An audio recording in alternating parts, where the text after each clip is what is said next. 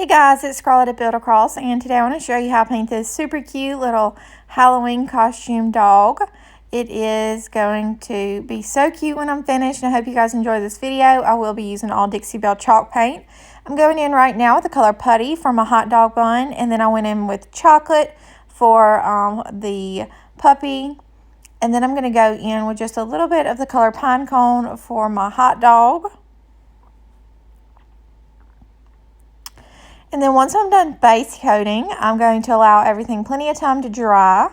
And then once it's dry, I'll be able to swap over and outline everything with my Sharpie brushstroke marker. This is my favorite step because this marker makes it so easy. And it's really when everything starts to come to life.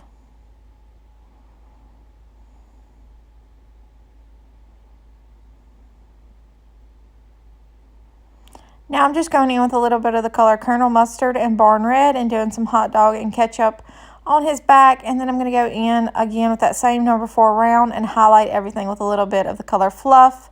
And that will complete my project. I hope you guys enjoyed this video and have a great day.